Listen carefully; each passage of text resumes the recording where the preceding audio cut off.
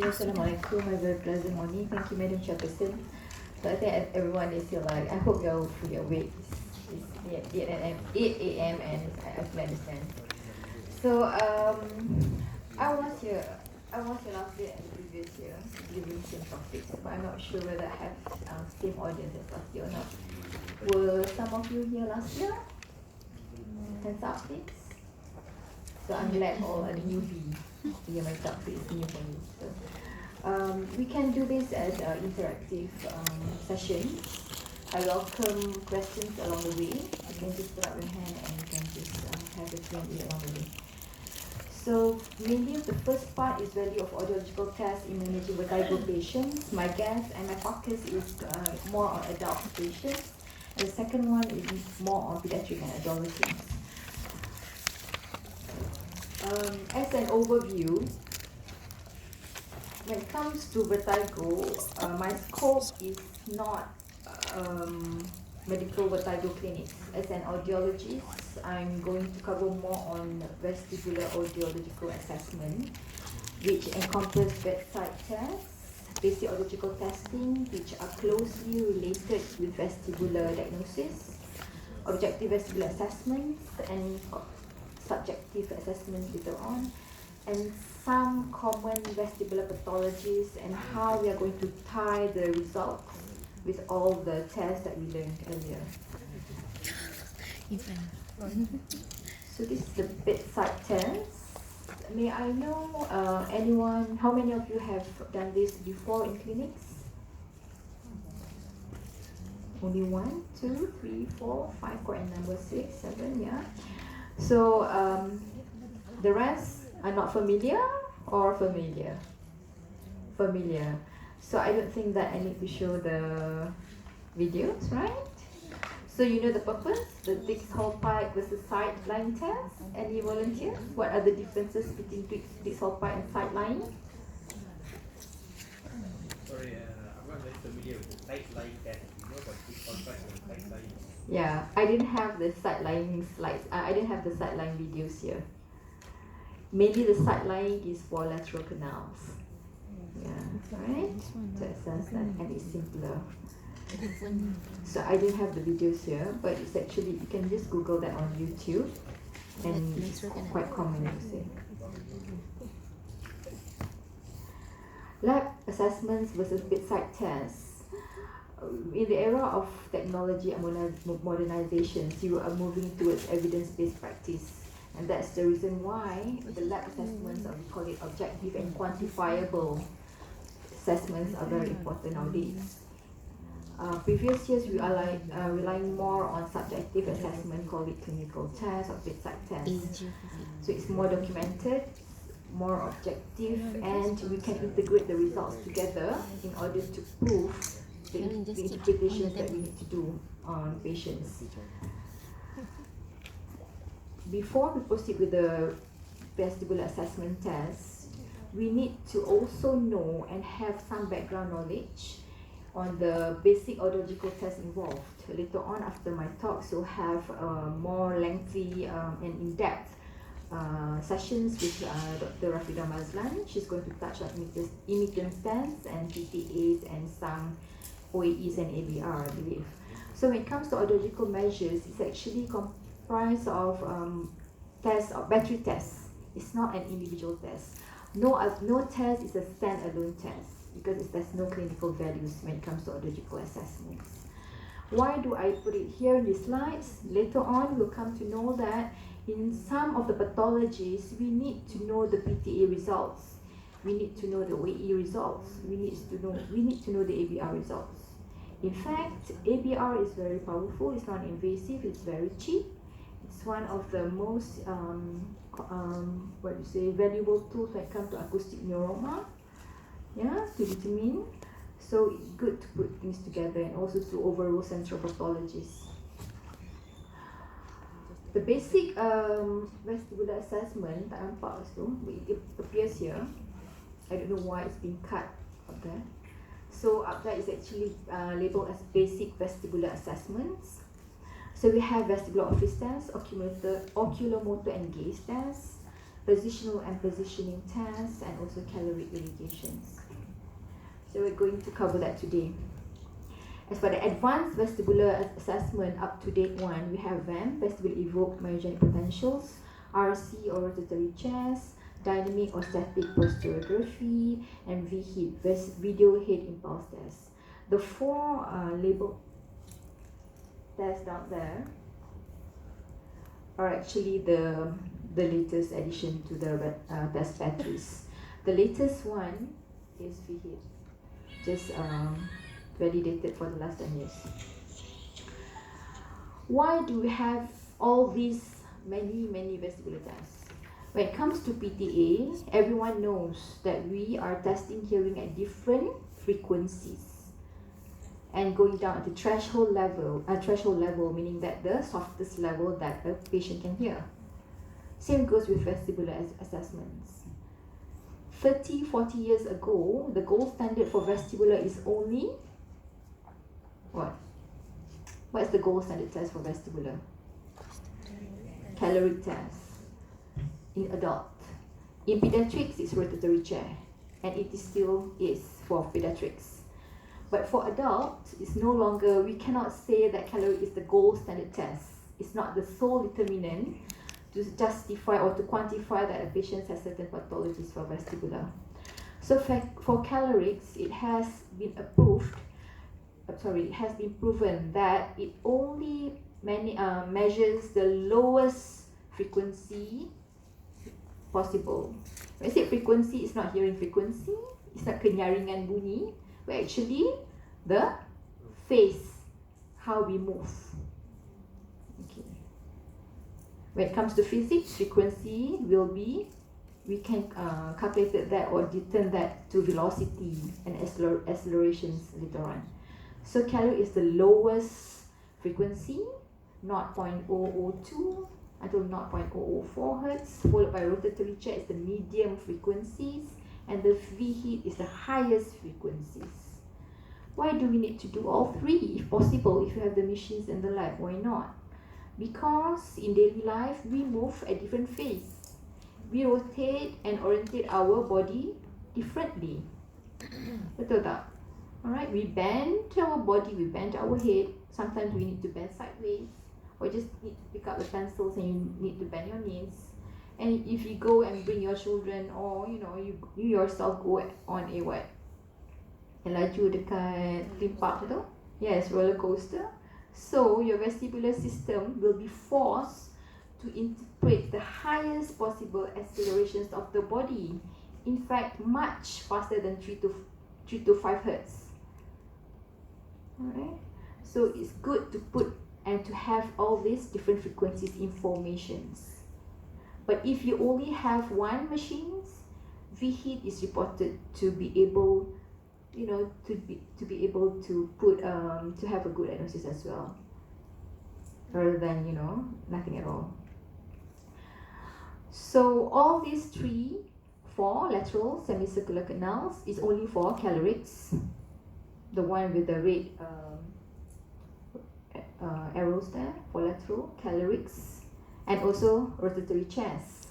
But calorics are able to test each right and left canals, lateral canals individually, whereas for rotatory chest, concurrently left and right together. For VHIT, it enables to give you 3 different informations for 3 different canals for right and left, so 6 canals comes together. For OVAM, ocular vestibular evoked myogenic potentials, is for one of the otolith organs, which is specifically the utricle. The pathways is not fully described yet, but it's currently believed that it comes from the utricle, the hair cells in the utricle, followed by the cervical vestibular evoked myogenic potentials, CVEM, mainly from the saccule.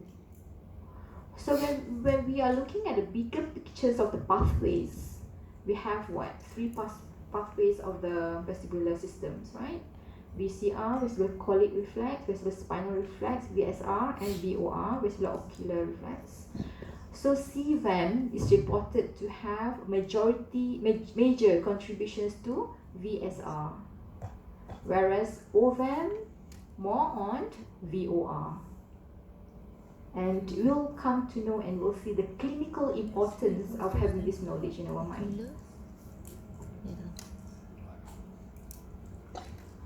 Alright, so I've shown you the figures for all the subjective and objective measures. So the first one is oculomotor and gaze test, or same, terms, VNG, video nystagmography, or ENG, electronystagmography. More than 15 years ago when I did my master's in the UK, I used electrodes to measure the oculomotor measurements. But now we have a more up-to-date and much easier way of doing things, whereas we just use goggles. So we have video nystagmography. So the take-home message for oculomotor and gaze test is it enables to differentiate and tells you whether it's neurological, central or peripheral disorders. So that's the first thing. If you suspect that it's neurological or central, then you need to refer them to neurologists. If it's peripheral, then it's your forte. Right? When it comes to oculomotor, VNG and ENG, patients perform various visual tasks and that requires them to move their eyes. We shall see that later. And it has different sub-tests. First one is saccade or saccade, second smooth pursuit, and followed by OKN, optokinetic test. So we'll see the first one first. This is in my lab. So the test needs to be conducted in the dark because the pupil needs to be, when in the dark, the pupil enlarge or, yeah, so that's why it needs to be conducted in the dark. And this is the goggles worn by the patients facing the screen. So we are doing that, the saccade, meaning that during the testing, the purpose is to test the patient's ability to accurately move the eyes or jump the eyes from one locations to another. We do that in everyday life, right? What's the easiest example? How about when I put my hand like this? Like this. So what are you doing actually? Saccade, right? So saccade is being tested horizontally and also vertically. Right? So you can choose through the software.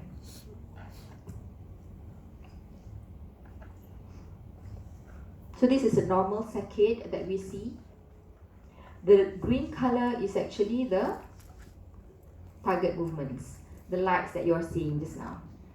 So for the red and blue lines there are actually the response from the right eye and the left eye. So it needs to be together.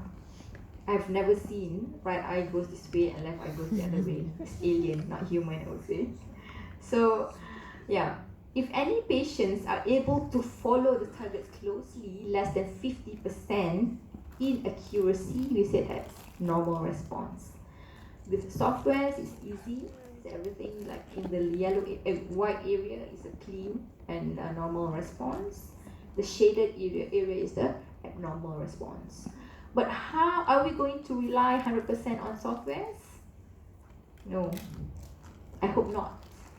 That's why you need to know your stuff and how to interpret and do this test. With the software, experienced testers are able to select the best response that you want. Sometimes you need to delete the suspicious response that you think are actually camouflaging the artifacts of the response that are giving the not so normal end results. So you need to do that as well. These are examples of the abnormal results. As you can see, it can be undershoot like this or overshoot like this. This is undershoot as well. Undershoot means that the stimulus is moving faster, but the patient's ability to locate the stimulus are slower than they should be. So the responses are being measured, the velocities are slower. The velocity of the eye movements are slower. right? How about elderly patients? How reliant are the saccadic response in old people? In stroke patients, for example, in our elderly patients, how trustworthy these tests are? Any ideas?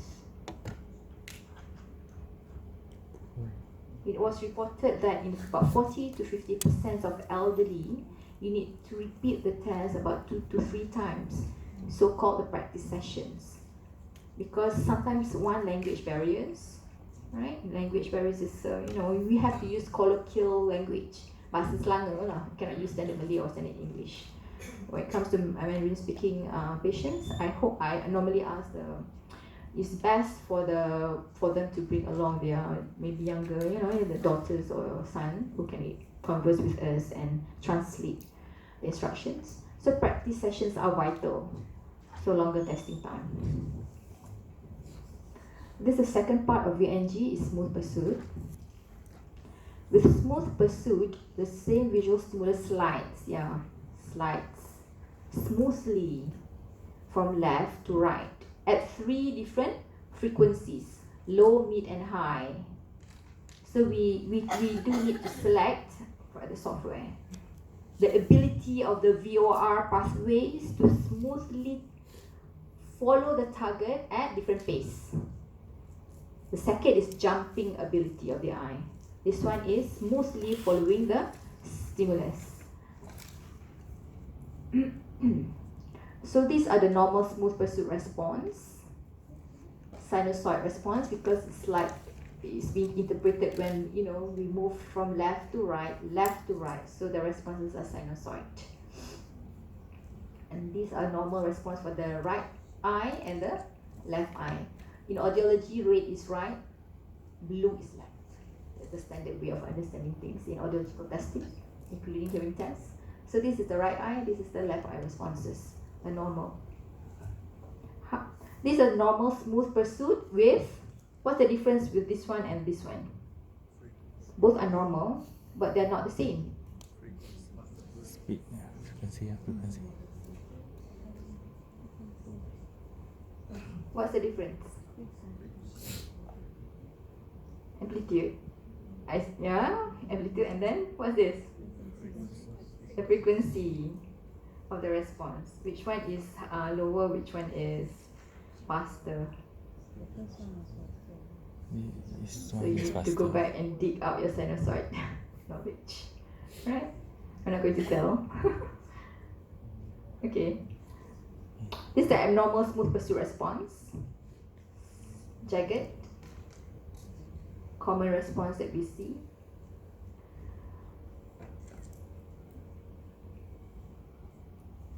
So do take your time to teach your patients to respond to pursuit response as well, because it's not every day that we need to track a target, right, from left to right. Alright. The third component of the test is OKN, or optokinetic. This is the most challenging, I would say, the most difficult to understand. The task is not easy. So we can use different visual stimulus. This is for adults. We use the bar, the vertical bar. Normally the instructions, I will ask the patient to follow the target till the end and come back. Follow, come back.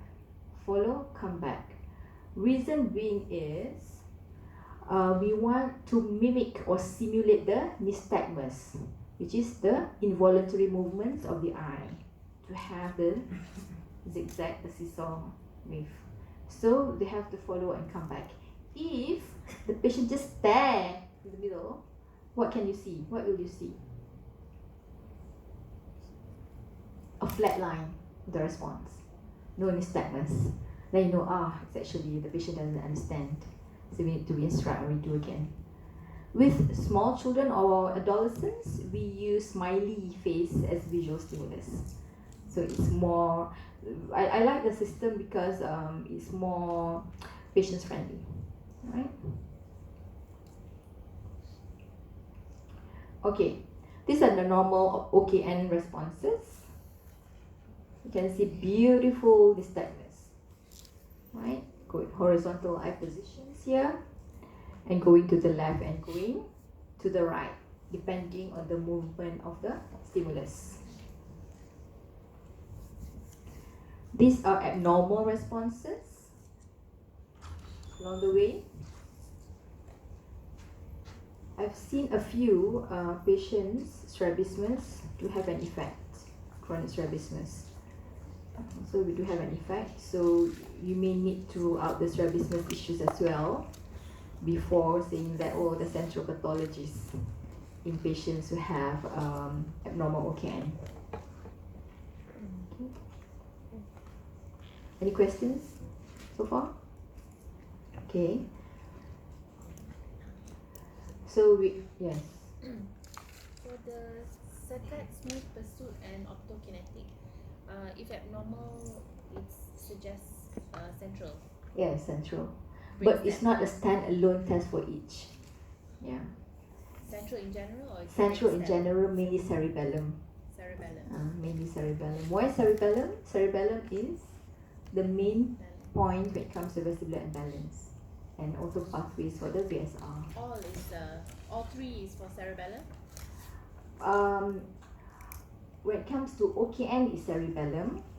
Okay, saccade as well, but smooth pursuit it's not. Yeah, but we say it's inclined towards that.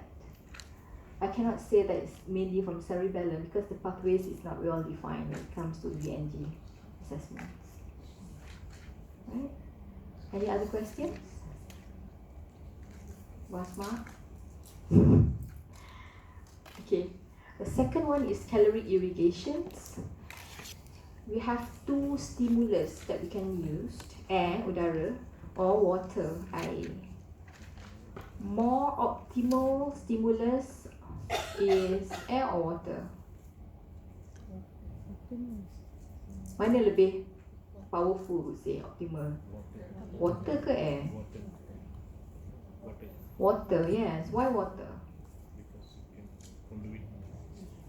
Because it has more energy. The heat energy transfers. So, sorry, I don't have the anatomical pictures here, but by looking at this diagram, you can see that when we stimulate the ear with water here, so the water will go through, kita tembak air tu kan, go through the ear canal and go straight to the eardrum. So the eardrum is just a piece of tissue, right? So behind that is what? Fluid of the inner ear. So the energy will transfer by the fluid medium and it will stimulate the hair cells in the lateral canal. So that's why water is more powerful because the energy transfers are more compared to air. But in certain cases whereby there's a what? Hole in the eardrum or occluded earwax, you need to do ear toilet first.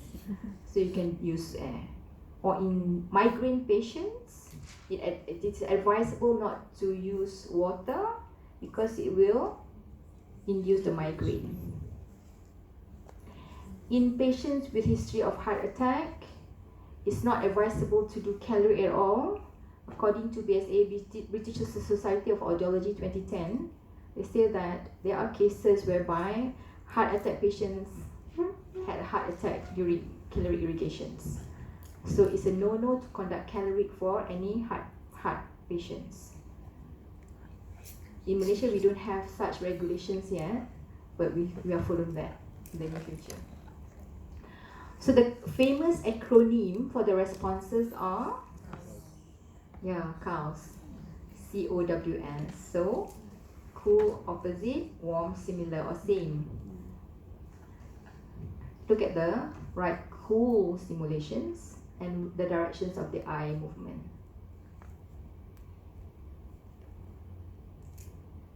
Right cool meaning that it's supposed to move to the left.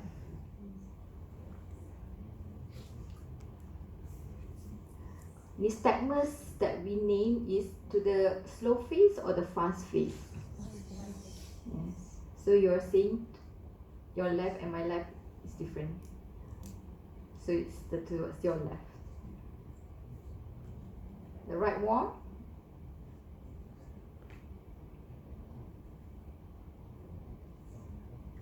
Towards the right.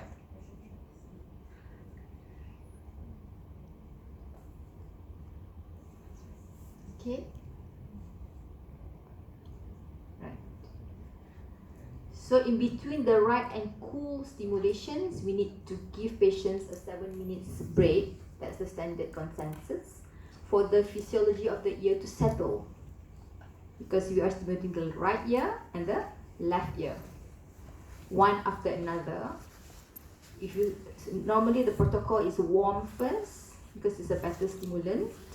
So warm right, warm left, 5 minutes break in between the both ears, and then 7 minutes break for interchange of different temperature. Then right cool and left cool. How about adolescents or young children? Can they do calorics? Yes, they can. Tapi kadang tak sampai hati lah, budak kan. So the youngest I've done is 10 years old. But abroad, they do it as young as 1 year old. 1 year old. Nangis lah macam mana pun, they just do it. 1 year old. 1 year old using water.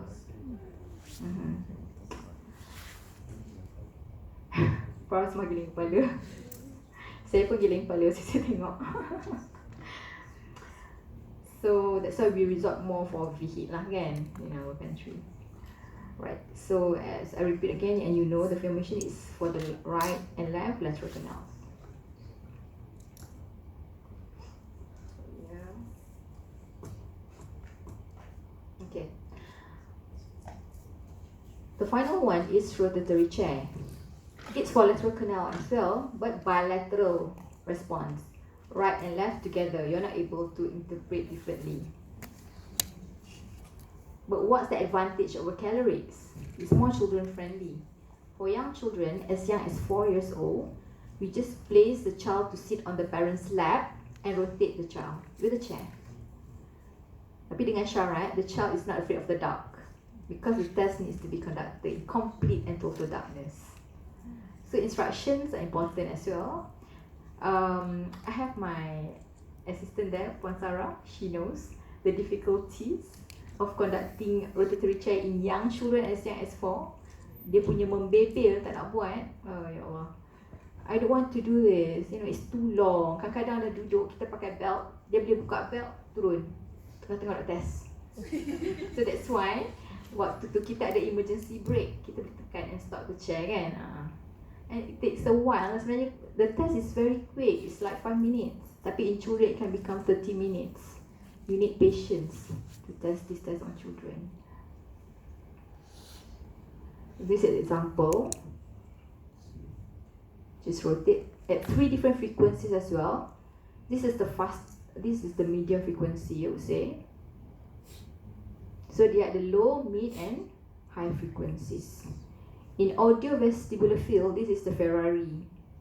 With current exchange rate, because our RM is lowering down, it's almost 500,000 now. 450,000. Yes. So it's not recommended, because we have that in our faculty, because we are teaching and doing research. So it's quantifiable lah, justifiable lah, cost effective again. But I would say for hospitals, HKL do have this one. HRC have. So just the satellite je lah perlu, because it's too expensive. Right? But it's a joy to have that, a Ferrari in your clinic.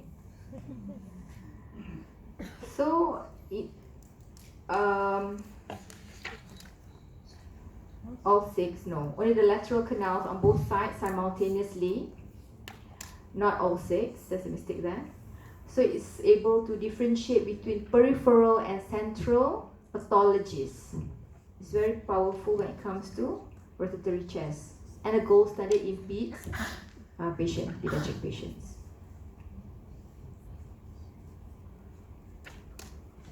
Okay. The latest and in thing is the VHIT, video head impulse test. It's come from Prof. Hamagi in Sydney, Australia. He started off this test in 1988, known as head impulse test, the HIP test, and then they collaborate together with the manufacturers to make it more, appealing using goggles and objective measures. So the VHIT is actually, it ties together the VOR and the 6 canals together, and also the VSR. So that's why it's clinically important. Enables to test all 6 canals one after another in pediatrics and in adults and in elderly.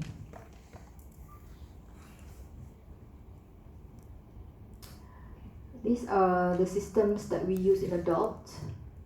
I differentiate between adults and pediatrics because in adult we use the one with goggles. And the only system who are FDA certified for masa ni lah is Autometrics. I'm not going Autometrics manufacturer. I'm not going for any brands, but that's what we use at my clinic because if you want to publish papers when it comes to adult nasal VHIT, we need to use Autometrics for higher quartile journals. So memang review tengok lah macam tu kalau you are doing research as well.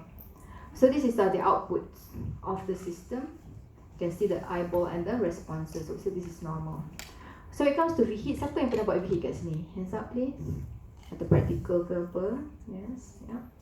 So when it started off about 10 years ago, it started with the lateral one first, kiri kanan, the easiest one.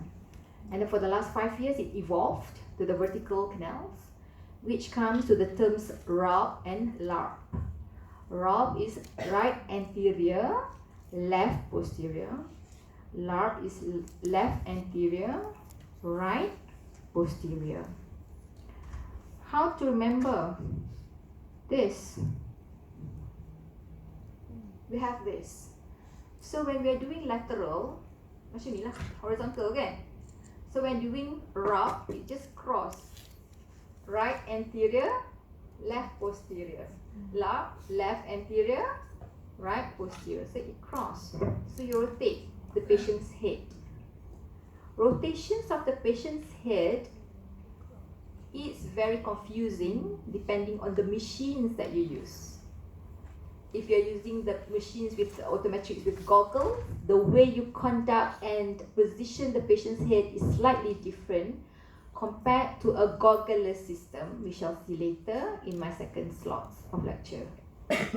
Normally sometimes orang confused, orang kata sama je head kan, sebab canals tu macam tu je, dia tak sengit pun, dia tak, sama. Tapi the way the manufacturer design the software and the how they record the eye tu, we have to follow lah ikut manufacturing system.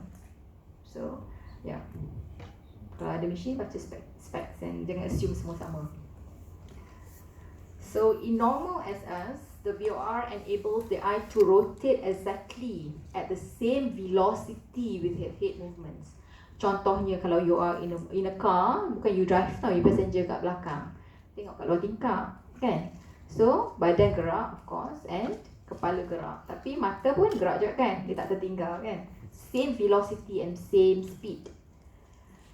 In patients with inadequate VOR, their eyes is taken off target, slower than it should be. It's not together with the head response. Okay. So the patients, in order to have a stable visual and in order to avoid vertigo, kalau visual ni tak stable, patients will have vertigo lah sebab ada glitch of informations between the VOR and the brain interpretations, right? So they will do corrective saccade, pembetulan. This corrective saccade are called overt saccade. In heat, boleh nampak kalau obat saccade tengok ya, contoh. Just watch the eyes closely. When the picture moves or turn the head abruptly to the left and right, small angles, about 10 to 20 degrees, yeah, the head, that's what you call impulse. So you can see the catch-up saccade or saccade. Cuba lihat sekali. Overt saccade. Nampak tak lag? Can you see? To which direction? The second one, right? It's a lag. Nampak? Right. Okay. So that's what It's easy, naked eye dah nampak. So why do we need software or the expensive machines? Because they are hidden sakat, which are not captured by our eye. So the hidden sakats are small saccadic movements that happen together with the head velocities. We call it covert sakats. Covert sakats, hidden. Pathological vestibular pathology do have a lot of covert sakats, but not in all pathologies. The most commonly described and published are only vestibular neuritis. If you look for papers, VHIT, a lot of descriptions come from VN patients. The rest are still, question marks. Let's see.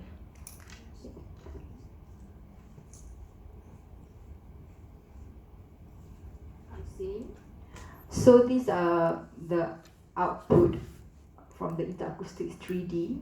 So these are normal responses, clean, I would say. These are the normal responses. But when it comes to vestibular neuritis patients, we have the overt sakat is here, but the covert sakat is there, together with the head impulse. They call camouflage.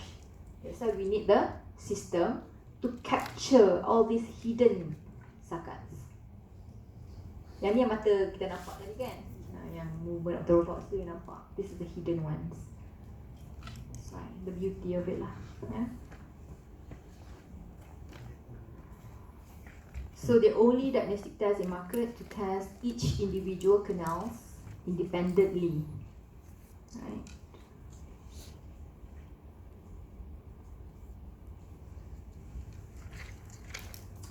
Okay. Any question?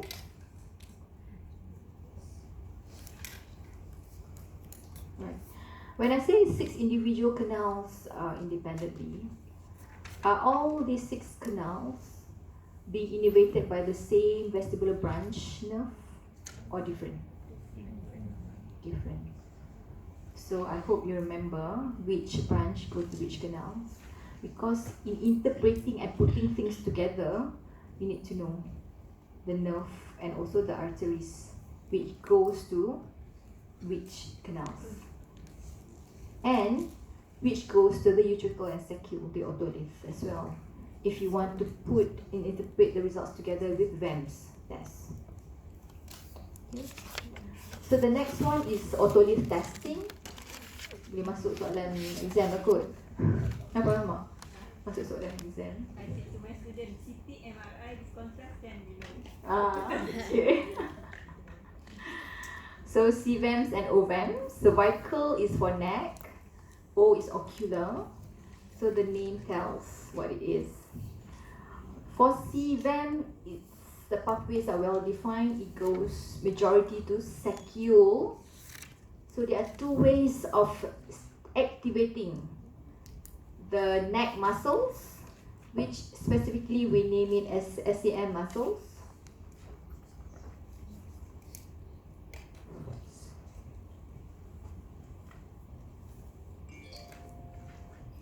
Here, the SCM muscles. Right? While for the OVEM is for the ocular ones, the ocular muscles.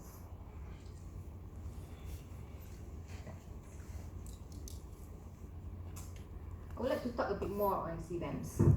So when it comes to CVEM, we are measuring the sacule, but we are putting the electrodes, the external electrodes on the SCM. Kenapa agaknya?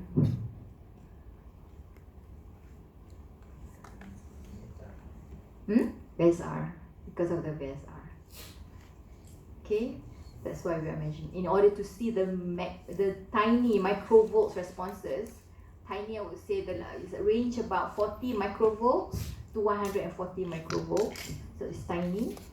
So we need to activate the SCM muscles. Later, during my second slots, I'll just touch a bit on different ways of activating the muscles. Whereas for the OVEM, it's related with the ocular pathways, and in order to stimulate the ocular 6 extraocular muscles around the eyeball, we are only interested in the one tiny muscles, which is the